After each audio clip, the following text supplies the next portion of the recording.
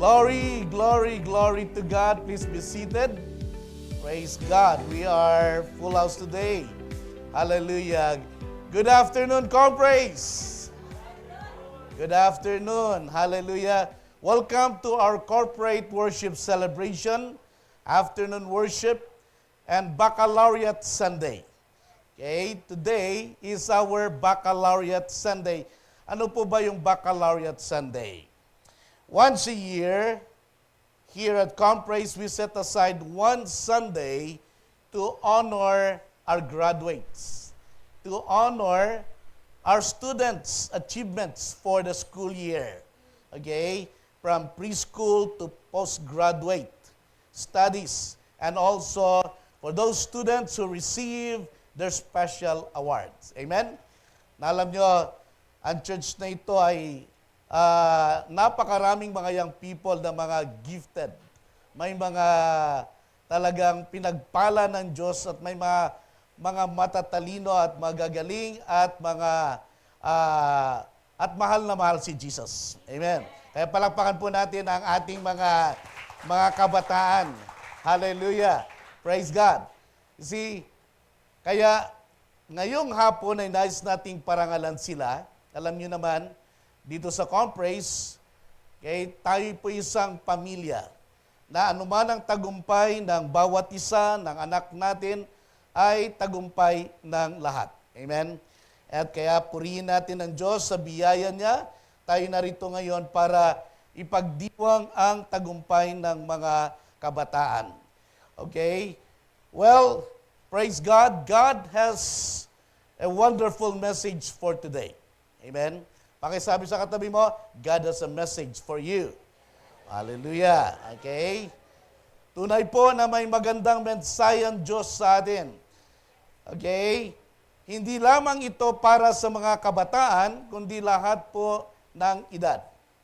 Again, by God's grace, I thank God for the privilege to share God's word today. So this message is not only for the graduates, it's not only for our young people, but for everyone. Praying that God will speak to us in a mighty way.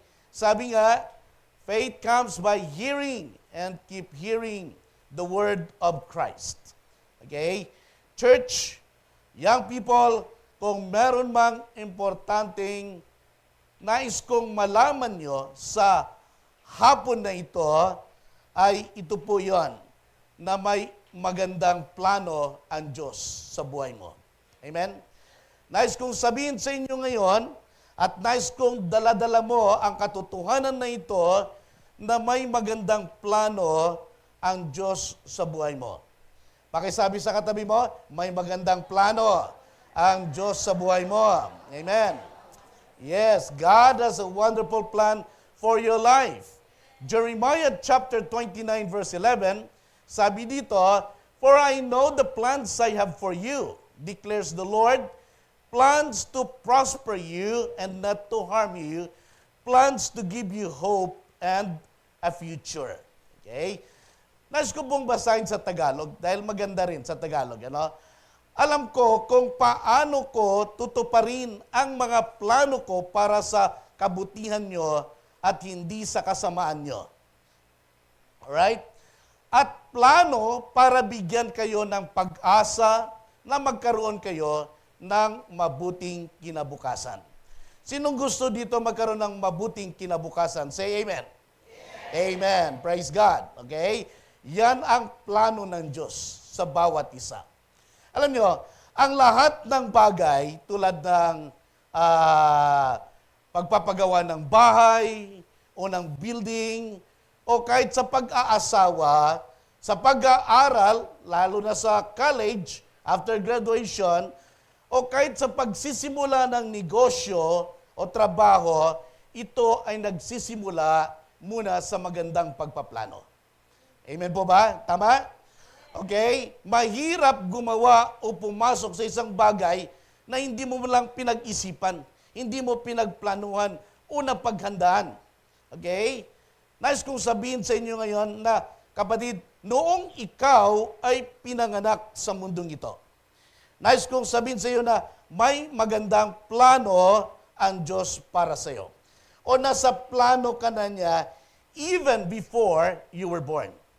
So sabihin, even before you were conceived in your mother's womb, okay, God has planned about you. Okay? Hindi ka aksidente. Alright? Hindi ka basta na lang, lumabas sa puno ng kawayan. Okay? Kayo po, may plano ang Diyos sa buhay mo. Okay? Ngayon, nais kong malaman mo, nais kong sundin mo, nais kong lakaran mo ang magandang plano ng Diyos. Pastor Doms, paano ko malalaman ang magandang plano ng Diyos para sa akin? Ngayong hapon, our topic is about pursuing God's plan for your life. Amen? Pursuing God's plan for my life. Part of these are adapted from Pastor Joe Cox's book. Okay? Pursuing God's plan for my life. So again, church, I want you to pursue God's plan for your life. One, understand that God has a plan for your life. Of course, nais kong maunawaan mo at manalig na merong plano ang Diyos talaga para sa iyo. Truly, God has a plan for your life. In other words, you have a specific race to run. Amen? You have a destiny to fulfill. God has designed it before the world began. Hello? Tandaan mo kapatid, bago ka pa man ipinanganak, sabi ko, may inilaan na plano ang Diyos para sa iyo. Ano, Pastor Doms, kilala ako ni Lord? Yes. Okay? God is so great that He knows you by name. Amen, church? He knows you by name and He prepared good works for you to do. Okay? He called you, He saved you, for you to do good works.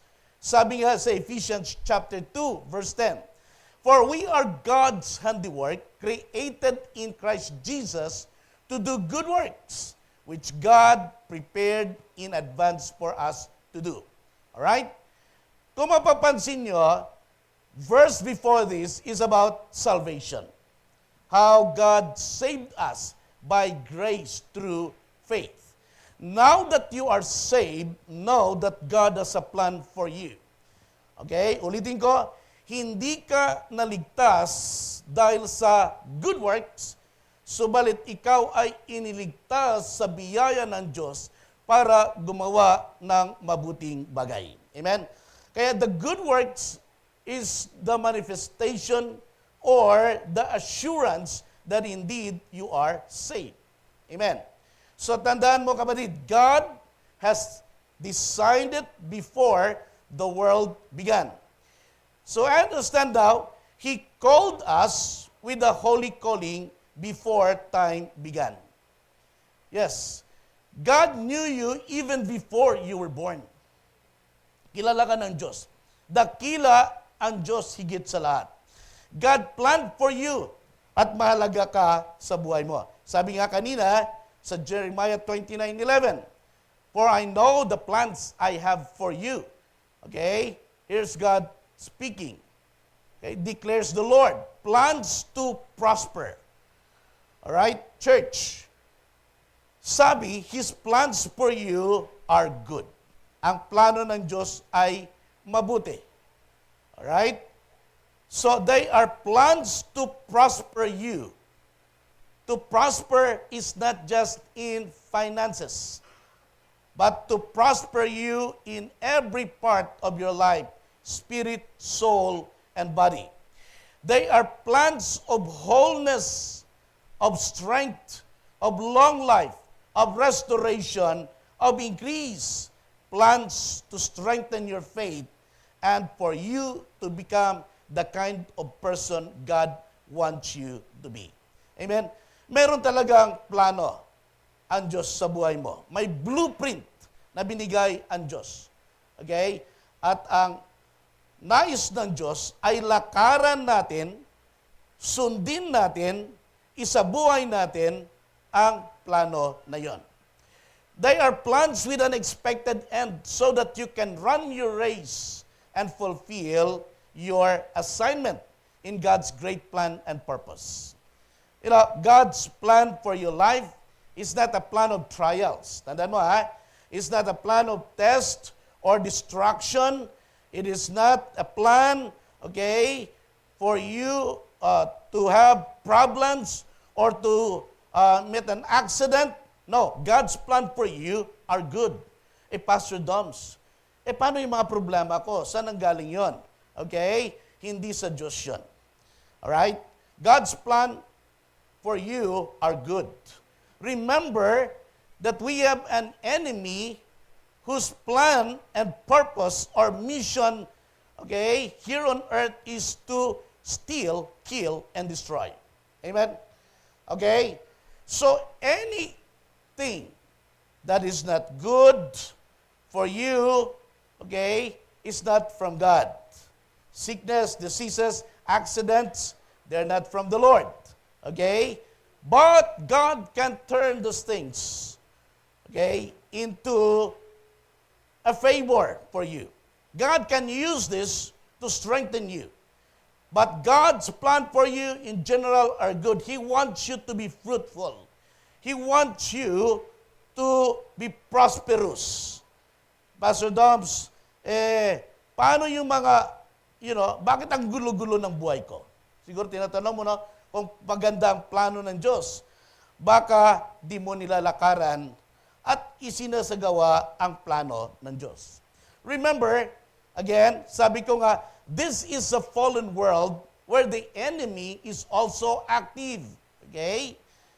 And he is there also to sow confusion, to bring chaos, kaguluhan, sa magandang plano ng Diyos. Kaya we need to be very careful. Young people, okay, understand that God's plan for you are good. So focus and have faith in God. We have an enemy who does not want us to succeed. Okay? Kaya nga, there is a verse in the Bible that says, remember thy Creator in the days of your youth. Okay? Why? Youth is a symbol of strength. Okay? Youth is a symbol of success. Youth is a symbol of prosperity. And youth also is the target of the enemy. Okay?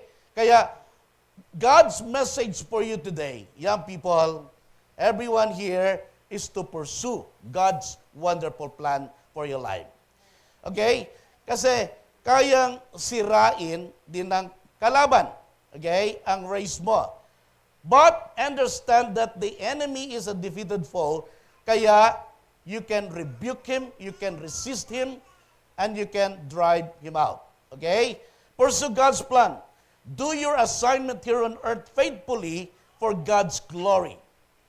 Church, tandaan mo, ikaw at ako ay bahagi ng malaking layunin ng Diyos sa mundong ito.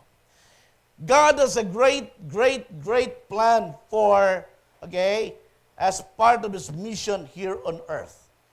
Ikaw man ay 15 years old, ikaw man ay 20, 30, 40, or even more than 70, you are part of God's greater purpose. Amen? Sabi mo sa katabi mo, you are part of God's great plan. Okay? Yes. You are part of God's great plan. May plano ang Diyos. Okay? Ano ang plano ng Diyos? Ang plano ng Diyos is much, much bigger than us. Okay? It's bigger than our family. It's bigger than our ministry. It's bigger than our career. It's bigger, okay, than our business. Church, remember, our being here on earth, okay, is not just about us. Hello? Binigyan ka ng buhay ng Panginoon sa mundong ito, hindi lang para sa sarili mo o sa plano mo. dahil may plano ang Diyos para sa iyo. It's not just about our family. It's not just about our career. It's not just about our business. It's not just about,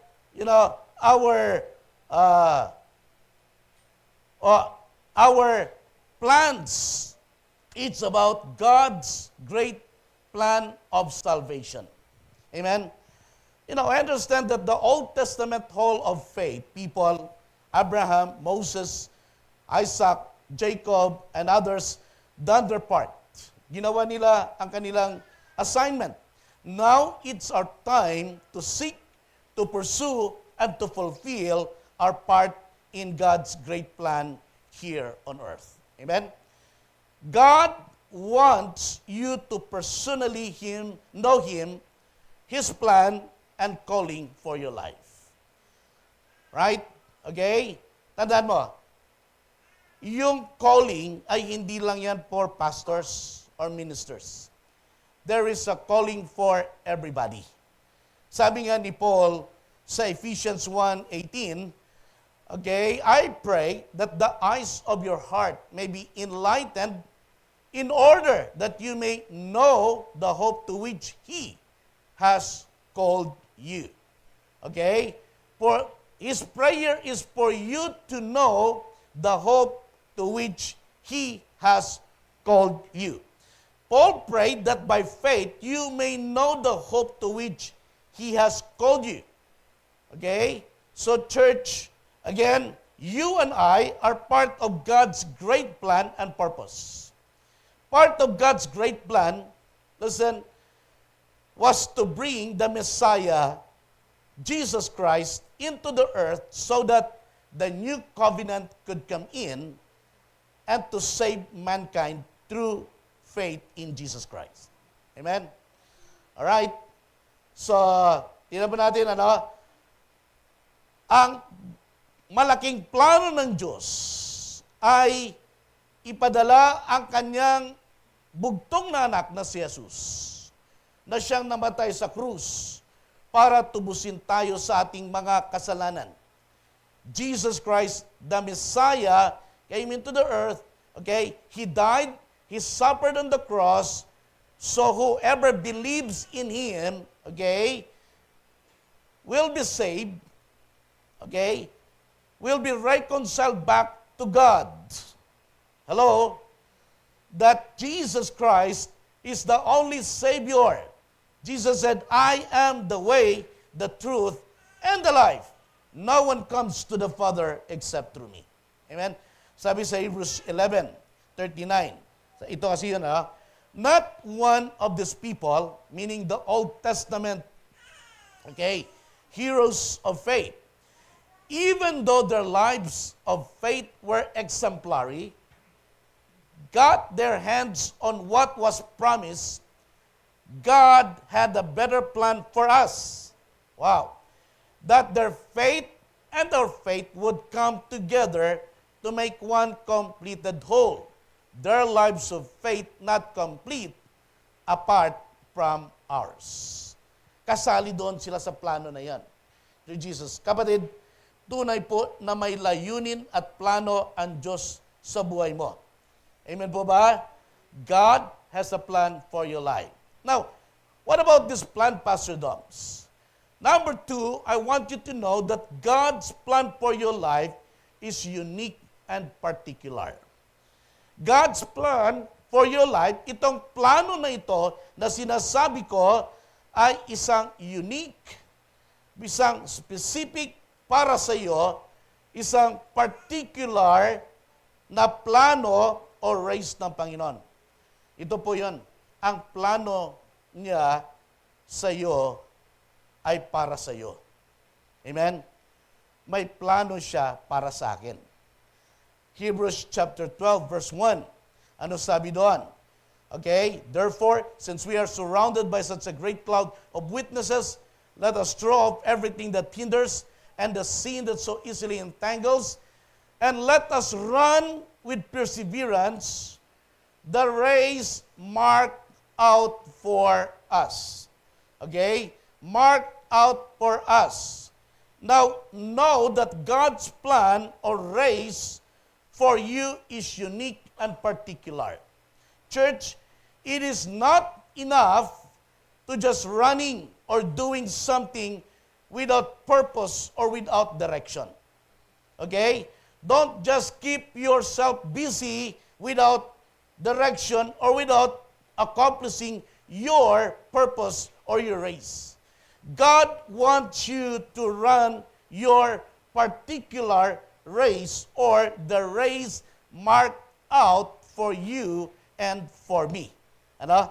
Sabi sa NIV, the race, your assignment, yung race dyan, yung assignment mo, yung purpose mo, the race, may takbuhin ka, may assignment ka, yan ang plano ni Lord sa iyo.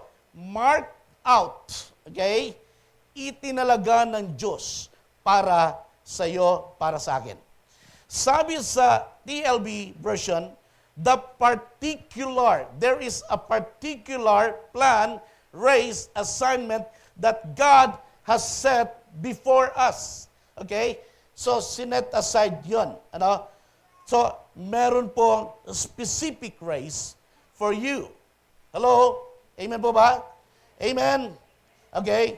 Kapatid, maliwanag na meron talagang nakalaan na gawain, na takbuhin, o plano para sa iyo, para sa akin, at para sa iba. There is a particular and unique assignment for you. That's why be ready and be faithful in your assignment. Okay? Alam niyo, kahit sa mga athletes, for example, yung mga runners, ano? Yan, si Lydia De Vega. Yung mga, kung kayo ay mga kaidaran ko, kilala nyo yan. Ano po? The fastest woman in Asia during her time. Okay? Yung mga runners, may mga kanya-kanya silang takbuhin or race para sa kanila. Okay? Na kapag sila ay may mag-compete na, may mga na-trained para sa short distance run. 100-meter dash, 200 meters, right? Or sometimes they also compete 400 meters. May mga na-prepare at nagsanay sa mga mid-distance race. Like 800-meter dash at run, 1,600. At meron ding mga nagsanay sa mga long distance at sa mga ultra-marathon na contest. Amen. Okay? Now, yung sinanay para sa short distance, hindi pwede pang marathon yon. Okay? Yung mga sinanay sa marathon, hindi pwede para sa 100-meter dash yon. Hindi yon ang forte nila. Hindi yon ang assignment nila. Okay, kahit sa larong basketball, okay, di po ba?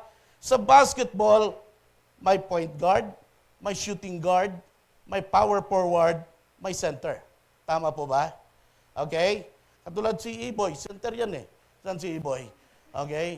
So, ang sinasabi ko, hindi mo kayang laruin lahat. But there is a specific assignment if you are assigned as a point guard, okay, you set a play. Alright? So, if you're a power forward, you can drive, go straight to the hoop, okay, and shoot the ball. If you're a center, you know, you are there in the under goal, that's your assignment to rebound or at least to make a goal near the ring. So, there is a specific assignment. Hello, tama po ba? Okay, kapatid, ganun din tayo sa plano at paningin ng Diyos. Malaki at malawak ang gawain ng Diyos na tinawag niya tayo upang mag-contribute at gamitin para sa kanyang gawain.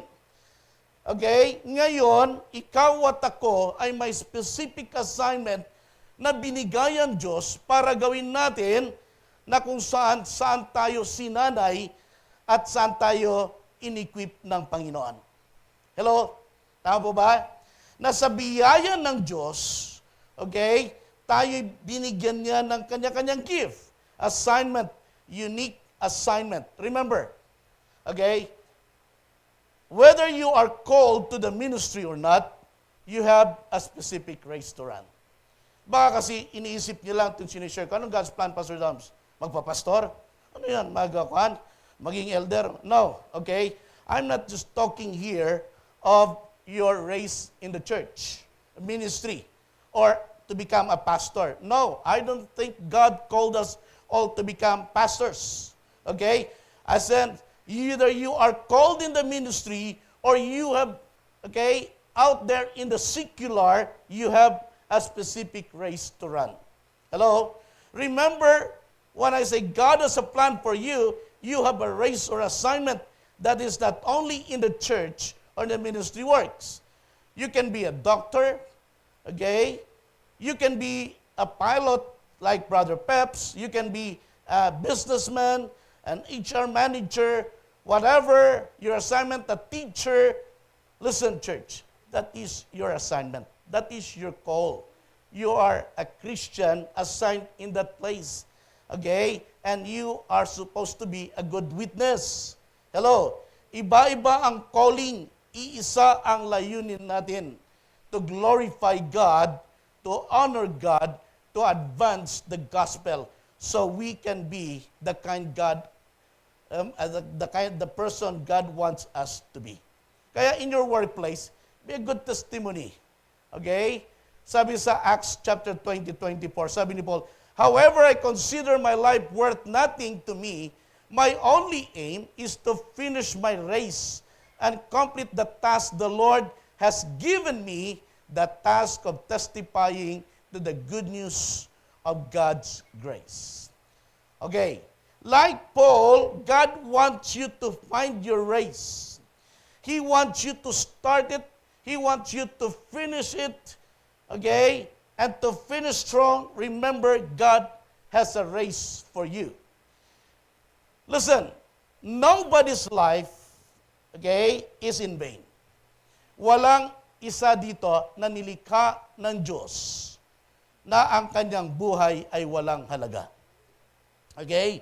Lahat tayo ay mahalaga at importante sa Diyos at sa kanyang gawain. Amen po ba?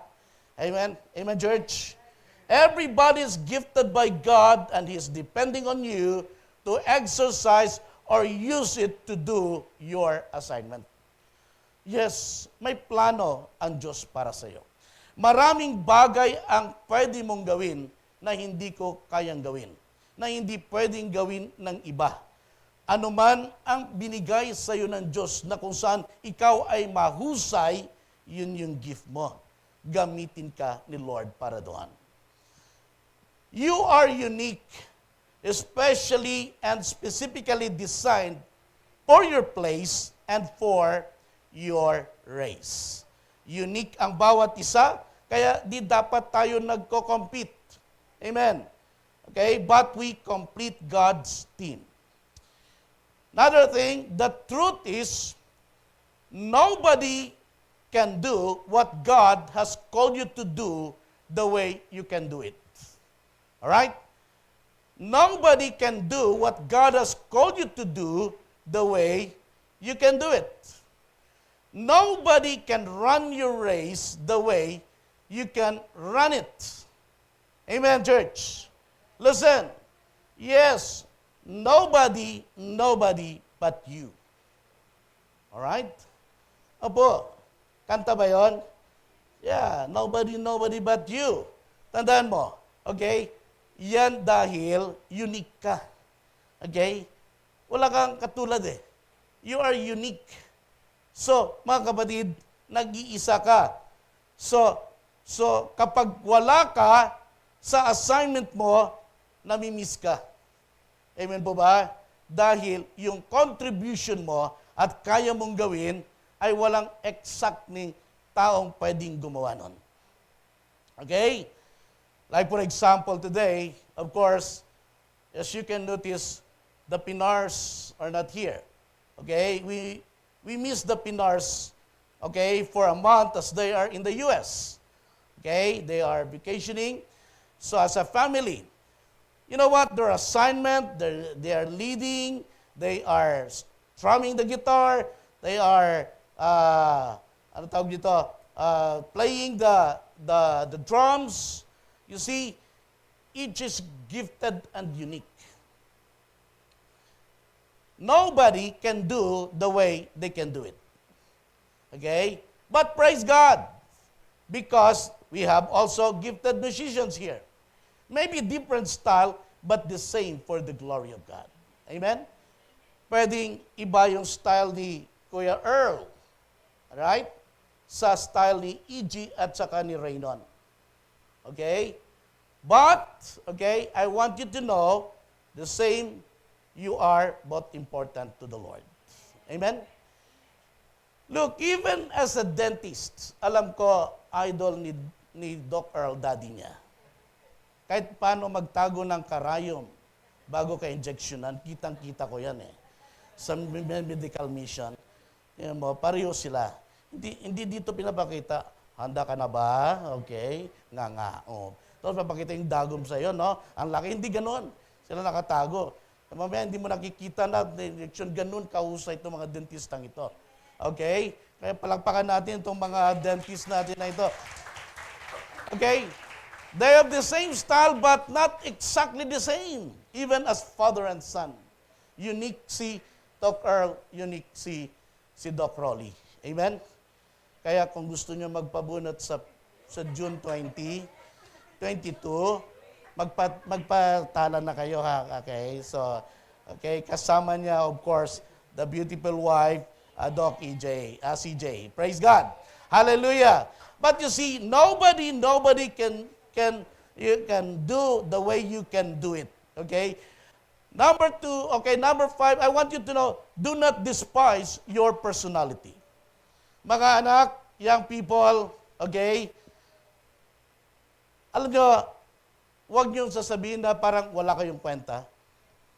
Okay? Nasasabihin mo, nako, ang dami naman magagaling na dyan, hindi na siguro ako kailangan. You know, do not despise your personality because you were created with a plan and purpose in mind. Meron kang quality, meron kang advantage na wala sa ibang mga tao. Tandaan mo yan. You always have something, okay, in you that you have an advantage that others don't have. Okay? Ako, lagi ko lang sinasabi, well, so what? Ang daming pastors. Pero wala naman silang gwapong katulad nito. Yung mga gano'n. Ganunin mo na lang, dalhin mo na lang sa kwan. Amen? So, do not despise your personality because you are unique. There is something in you, okay, that God can use you to be a blessing. Hello, mga anak? Nakuha niyo po ba? Young people here? Okay? So, kayo ay gagamitin ng Panginoon. Tandaan niyo po, another thing, your race will take you to places you planned. Okay? You had not planned to go. Places where you will thrive and grow. Hello? Okay? So, tingnan mo, kapag ikaw ay andon na sa plano ng Diyos, okay, part of that plan is for God to put you in a proper place where you will thrive and grow, and part of that is for God to use you and bring you to places where you've never been before. As you obey God, God directs your steps. Kaya give God a room to move in your life. Bigay mo yung puso mo, bigay mo yung buhay mo. Isuko mo, Lord, kayo na nga po ang kumilos sa buhay ko. Amen? He is a good and faithful God. Okay, listen. Here, as you submit your life to God, God's plan might mess up your own personal plan, but it won't mess your life. Amen? Anong ibig sabihin? Kapag sinunod mo at isinagawa at nilakaran mo ang plano ng Diyos, masisira ang personal na plano mo, pero hindi masisira ang buhay mo. Amen. Walang masisira na tapat na sumusunod sa Panginoon. Amen. Come on, give God the glory. Hallelujah. So, hindi mo pwede sabihin, naku, baka mamaya anong mangyari sa akin. Okay? As I told you, I used to work as an accountant. I'm an accounting graduate. Okay? But after 10 years of working in the accounting, you see, God called me into the full-time ministry. Hindi dumapo sa isip ko, baka mamaya, nako, ano ba, alam ko walang pera sa ministry. Nako, ang lit ng pera ng pastor. Noon yun. Okay? You see, church, God, okay, can use you, can empower you, but He will not, okay, destroy your life. Okay? He can, yes, remove your personal plans that is not in according to His plan. Okay? But God is faithful and He is good to you. Any plans without God is nothing. Yeah, subukan mo. Kung ang personal mo na buhay ay hindi yan ang plano ng Diyos, sige, tuloy mo lang. Hanggang saan ka, okay, hindi ka magtatagal. Dahil hindi yun ang plano ng Diyos sa iyo. Hello, church. By God's grace, we are giving everyone an opportunity, okay, to grow, to be equipped, and to serve God where He called you. You have a place here at the conference to honor and serve the Lord. Kaya nga, huwag mong sabihin na, nako, marami na yata dito, mga kwan, hindi na ako pwede. No. Okay? Why? Everybody's welcome because your race, each one's race, is unique and particular. Now, God has a plan for you. Okay? Pursue God's plan. How do I know God's plan, Pastor Doms? God has a unique and particular race for you. And what about that, Pastor Doms? Now I know God has a unique race for me. I want you to understand, number 3, that your race is not a race against others. Hello? Okay? Hebrews chapter 12, verse 1, in a later part, and let us run with perseverance the race marked out for us. Okay? Let us run, in other translation, with endurance, the race marked out for us. Tandaan mo, okay? Our race, God's plan, or our assignment is unique from each other. Hello? Tandaan po natin, ha? It is a lifetime race. Kaya, God wants you to be faithful always, but do not compete. Okay? Remember, we belong to one team and we belong to one body. Hello? Okay? Gusto ko malaman dito. Bagamat tayong lahat ay sumusunod sa layunin at plano ng Diyos, tayo po ay may specific assignment. At tayo po, okay, ay sumusunod sa layunin ng Diyos. Ngunit ang layunin ng Diyos para sa iyo, hindi ito laban para sa layunin niya para sa ibang mga tao. Okay? God called me as the senior pastor. Okay? God called Pastor Alex as co-pastor. Okay? We are not in a competition. Okay? Never. Because God has a unique race lane for me to run and to fulfill. Pastor Alex alongside has a race, okay, to work alongside with me. Okay? That is what I am saying. The elders has their own race and lane, okay, to work alongside with their pastors so we can pursue God's wonderful plan. Amen? Hindi kami nag-aagawan ng lane. Okay? So our race is not a race against others. Our race, God's plan, our assignment is unique from each other. It is a lifetime race. Sabi sa 1 Corinthians chapter 12, verse 12 to 27. Remember, we don't have time to read this, but you can write that verse and you can read it later. But to summarize this, we belong to one team and we belong to one body, which is the church, and the head of the church, of that body, is Jesus Christ. Amen? The head of this church It's not Pastor Doms. Okay? It's not any one of the elders. It is Jesus Christ is the head. Amen? So, listen, people of God. So, we are part of the body. Now, in running a race, we are not in a competition. We are not to compare each other's race. We are not here to compare each other's ministry. Everyone is important. Every ministry is equally important. Every cell group is important, whether you have 20 members, 30 members, or you only have 3 members, they are important. Amen? Church, listen, as your pastor, let me strongly say this, as a church, bagamat marami tayong mga cell groups, marami tayong mga ministries, marami tayong harvest events, maraming mga servant leaders, ang kultura na dapat pairalin natin bilang isang church family ay hindi dapat tayo nagko-compete. Amen? Hindi tayo nagpapagalingan, hindi tayo nag-aasaran, hindi tayo nagtalo-talo. Ang mga leaders, ang mga elders ay di dapat nagko-compete at nagkakampi-kampihan, dapat nagtutulungan. Dapat walang namin, ninyo, amin, kanya, inyo. Dapat natin, atin. Amen. Cell group natin, church natin, cell group, hindi dapat church nyo, ministry nyo, youth ministry nyo, children's church namin, nagbabakuran ang isa't isa.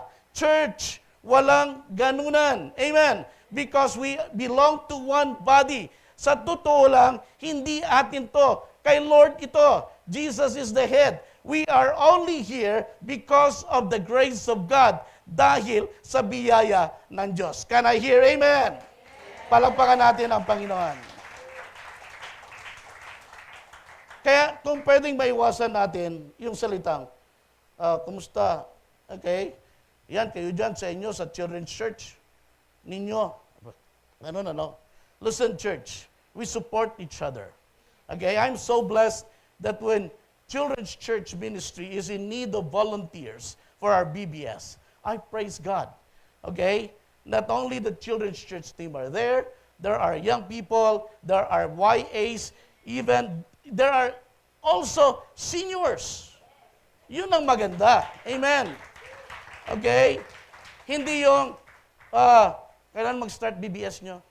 Yung mga ganun, ito nga mag-smart na yung ating BBS eh. Oo, kailangan namin ng sponsor ng pagkain. Ay, bahala kayo dyan, may youth ministry din kami, no? Okay. Alright? Di pwede yun.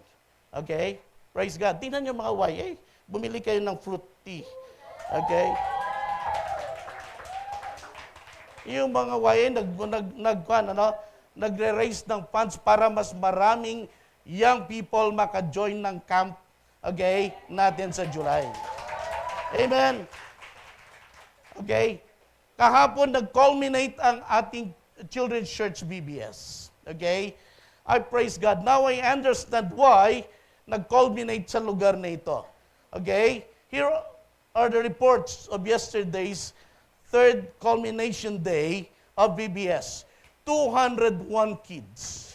Wow. Merong 37 parents na marahil nagbabantay sa anak nila or siguro baka nag-observe lang ano kaya itong mga ito.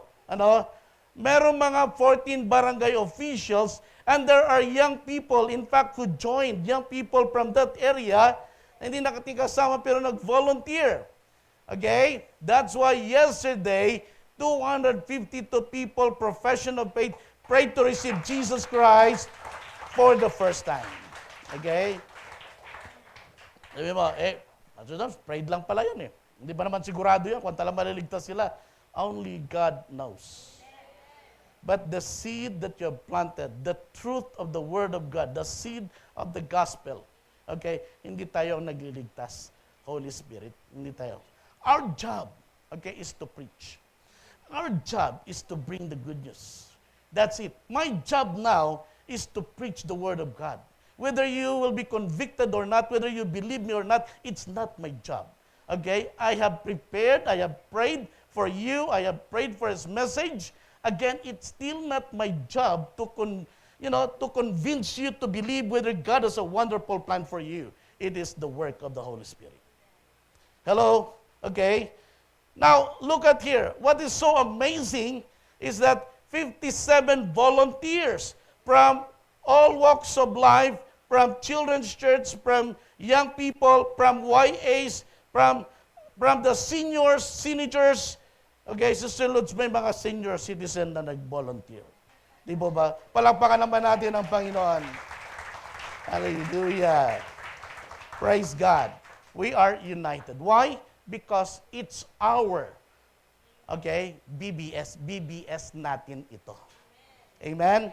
Kaya, sa 22, may ini-spearhead na harvest event or acts of kindness ang ating mga young adults. Mga young adults. Praise God na ngayon, may mga doctors, may mga dentists, may mga professionals sa young adults, and they initiated, to have this event. Okay? Kaya habang nagpapagaling si Doc Ellen, God bless your heart, and Doc Rolly, it's okay. Your children are already prepared, Doc EJ and Doc Earl. Okay? And we'd like to congratulate you for your another apo. Okay? Tapos na ba? Nanganak na ba? A girl? Okay. So for Eliza, congratulations. But praise God, church. What we're saying here, okay? Kaya there is always a room for you.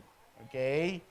So here, the initiated is, sila ng mga doctors, dentists nag-usap ng tamang oras, panahon, and then the volunteers will come together. By the way, prayer registration is required. Please pre-register sa mga ushers natin mamaya.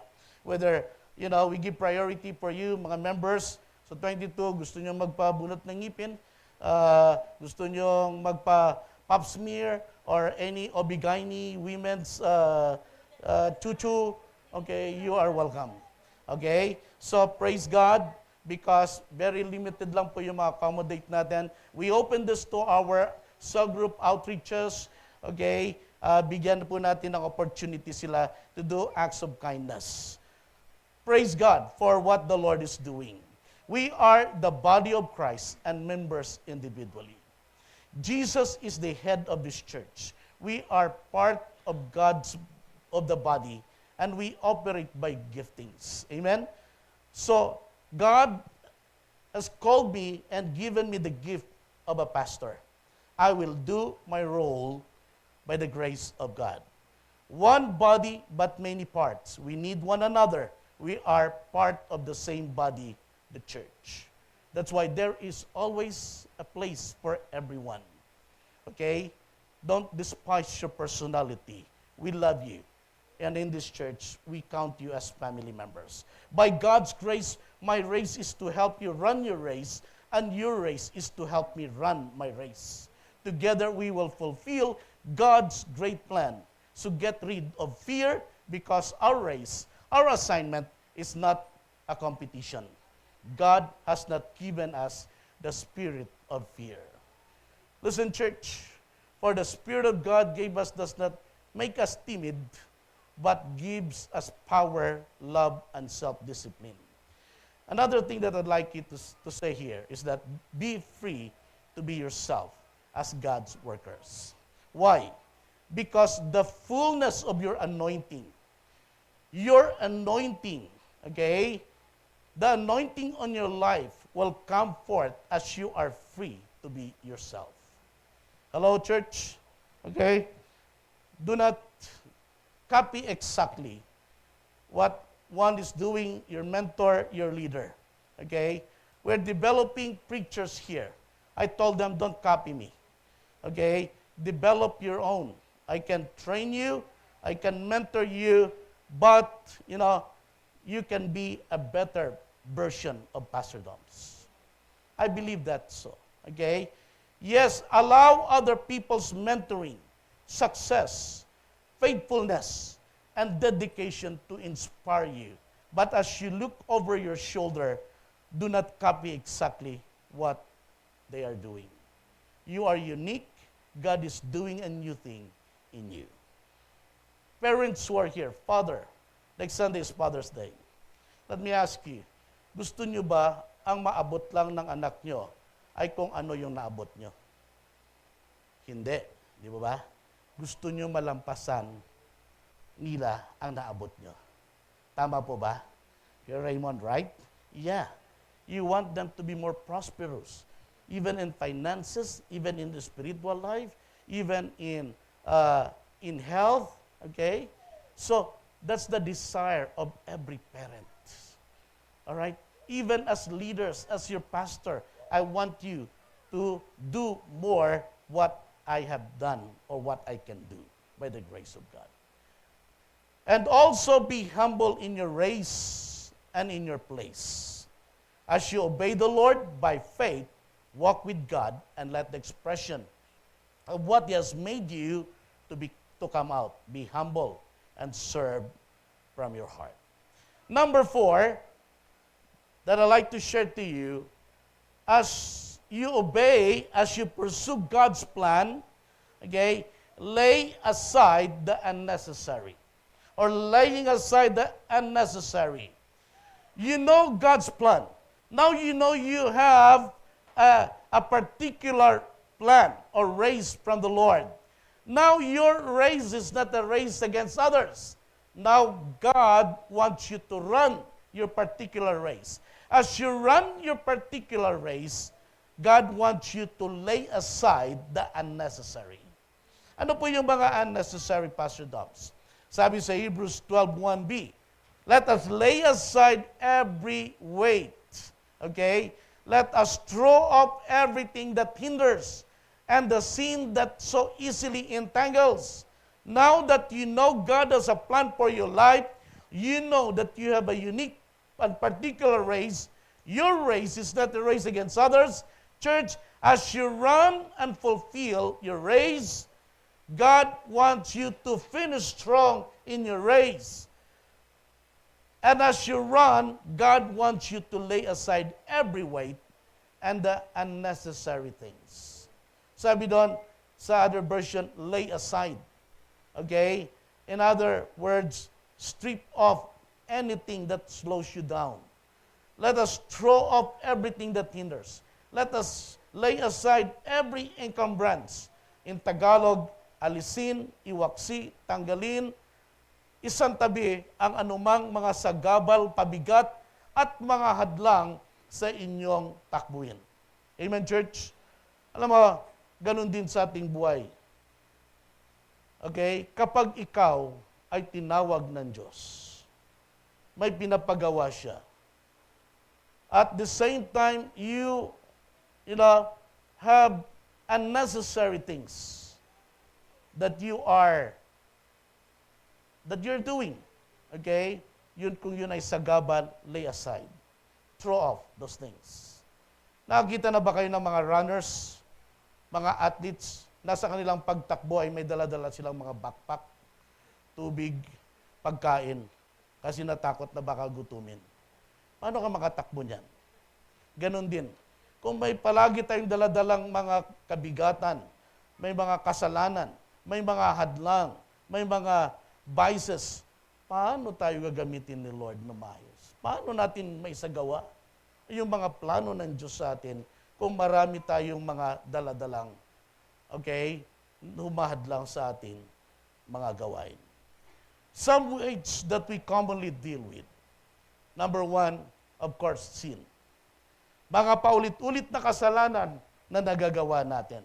Strongholds, mga bisyo, mga pride, lustful thoughts. Isuko po natin ito kay Lord. Hindi mo kayang alisin yan. Okay? Si Lord lang. Si Lord lang makakaalis niyan. But you need to surrender that to God. Okay? Number 2, the cares of life. They are dangerous weights. The cares of life will weigh down your hearts. The cares of the world will choke the Word of God. Andyan yung problema, andyan yung mga pangailangan, idulog natin kay Lord. Okay? Number 3 is the fear of man. Ano ito? Natatakot ka what others will say or think. Okay? Gusto mo kung mag-serve, Pastor Doms. Gusto ko talaga umattend sana sa ganitong gawain eh. Pero baka mamaya anong sasabihin nila. Alright? Okay? Fear of man. Okay? Afraid of people's opinion. Sa totoo lang, kahit anong gawin mo, may opinion talaga ang iba na hindi maganda. Gawin mo na lang kung ano ang dapat mong gawin. Sa palagay mo, okay? Do not become slaves of men. Hindi tao ang pinaglilingkuran mo. Ang gino-glorify mo ay ang Diyos, hindi ang tao. Amen? Kaya sundin mo kung ano ang kalooban ng Diyos. Amen? Gawin mo kung ano ang nararapat, hindi ang Diyos ang pinaglilingkuran mo. Man or God's approval. Number 4 is yung comparison. Many people, many Christians are hindered to serve God because they have the tendency to compare themselves with others. Comparison. Ayoko muna mag-worship lead. Ang gagaling nila Yana at saka Alex eh. Baka mamaya No, you are unique. Okay? We don't expect you to be like Alex, Yana, and Laura. Okay? And others. You are unique. Amen? Okay? Gusto ng Diyos na maging tapat ka sa gawain. Do not compare yourself with others. You are different. Okay? Jesus is our only standard, not men. Okay? Another thing that hinders you of running your race, wrong association or wrong relationship. Okay? Be careful because evil company corrupts good habits. Okay? Kung meron kang mga kaibigan na ang gusto nila hindi ka aasenso, stay away from that person. Yeah. Yung bang, kung alam mo ang buhay nila ay walang halaga, hindi ikaw. Binibigyan mo halaga ang buhay mo. If you have friends who are always negative, who are always cursing, who is always, murmuring, okay? And reklamo ng reklamo, nakasimangot, laging galit sa mundo. Alam mo, nakakahawa yun. Stay away from that person. You pray for that person. Because ang nais mo is to have peace, okay? To have joy in your heart and to do what God wants you to do. Okay? Choose your friends. Yung friend mo na laging excited or natutuwa ka pag nakikita ka. Okay? Bakit? Para may manlilibre sa'yo. Okay? Yung bang friend mo na may mga vision din naman. Okay? Yung friend mo na may pangarap din sa buhay. May magandang values. Okay? Humble and encourager. Friends who are willing to help. Yun ang gusto mong makahawa sa iyo. Okay? Yung bang feeling mo down ka and discouraged, but you have friends with you who are strong in encouraging you, who are strong in their faith, na kahit, sa palagay mo, nalulunod ka na ng problema sa buhay mo, yung sabihin nila, wala yan, kay Lord, pag-pray kita. Yun ang kailangan nating mga kaibigan. Amen, church? Hindi yung talagang nagkaroon ka lang ng ingrown, sabihin na, naku, cancer yan. Ano, pina-check mo na ba yan? Yung mga ganon. Ay, gusto ba magkaibigan, karoon ng kaibigan na ganyan? Na-ingrown ka lang dahil nagpamanicure ka. Tapos ngayon, kung ano-ano naisip mo, ganyan nangyari sa pinsan ko eh. Oo, talagang ganyan. Hirap niyan eh. Church, be careful of wrong associations and wrong company. Okay? Choose your friends. Alright? Kung wala kayong friends, punta ka dito sa conference. Maraming mga friends dito. Amen? Young people, kung saan-saan kayo naglalagi. Okay? Gusto kong sabihin nyo sa papa mo, daddy nyo, mami nyo, andun kami tumatambay sa conference dahil andun ang mga kaibigan namin na nagmamahal kay Jesus. Tapos sabi ng tatay mo, pa Jesus ka na ngayon. Siyempre, okay? You change me. Ano you change me? Ibahin mo ako. Ayun, ganun yun. Okay. Ang corny ni Pastor Thompson. Okay. Be humble and be encourager. Okay? So listen, church, and disciplined flesh. Watch out for oversleeping, okay? Overeating, overmulling, over computer games, okay? Over watching pornography. Yung di ka na naliligo, napaka-untidy ka na nagtututbrush. Okay? Be careful of those kind of people. Okay? May mga bisyo na yan. Alright? Sin consciousness. Yung bang, palagi na lang sasabihin niya, naku, wala kang karapatan maglingkod kay Lord. Bakit? Napakakasalanan natin. Oo, wala na tayong pag-asa. Okay? Church, God, because of Jesus, has forgiven your sins. Okay? So, sabihin mo ngayon, I don't think God can use me. I have many sins in the past. I'm not ready to serve yet. I'm not ready yet, church. These are lies from the enemy. That's why the enemy is hindering you to serve. Get up, go on by the grace of God. The grace of God is greater than your sin. The blood of Jesus washed away your sins. You have been forgiven and made righteous forever. Again, let us run and finish our race. Number 5, pursue God's plan. There is a plan for you. God has a plan for you. God has a specific race for you. Okay? Your race is not a race against others. Lay aside every weight, every unnecessary thing.